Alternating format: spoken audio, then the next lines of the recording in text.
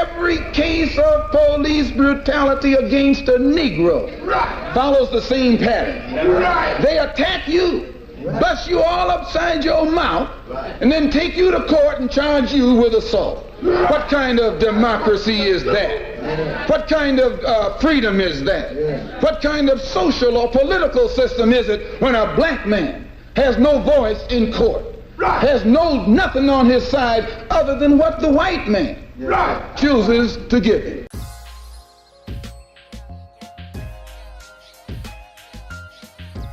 As I lie down and think about all the victims lost through police brutality, I reflect on the miseducation of the Negro, which reads, "The same educational process which inspires and stimulates the oppressor with the thought that he is everything and has accomplished everything worthwhile, depresses." This was especially true of the law schools closed during the wave of legislation against the Negro. At the very time, the largest possible number of Negroes needed to know the law for the protection of their civil and political rights. In other words, the thing which the patient needed most to pass the crisis was taken from him, that he might more easily die.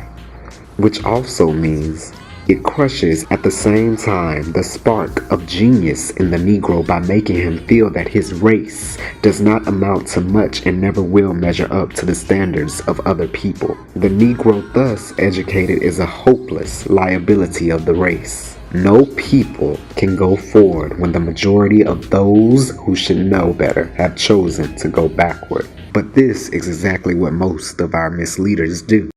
Members of the jury, have you reached a verdict? If you'll please fold the verdict form and hand it to Deputy Jarvis. I watched and witnessed a lot of trials between police brutality and its victims, and even though each one was different, one factor remained the same: not guilty. Okay, if you'll please fold the verdict. In the Circuit Court of the 18th Judicial Circuit in and for Seminole County, Florida, State of Florida versus George Zimmerman, verdict: we, the jury, find George Zimmerman not guilty. Not guilty. Not guilty. Not guilty. Not guilty. Not guilty. My brothers and sisters, we have to put a stop to this. And it will never be stopped until we stop it ourselves. They attacked the victim.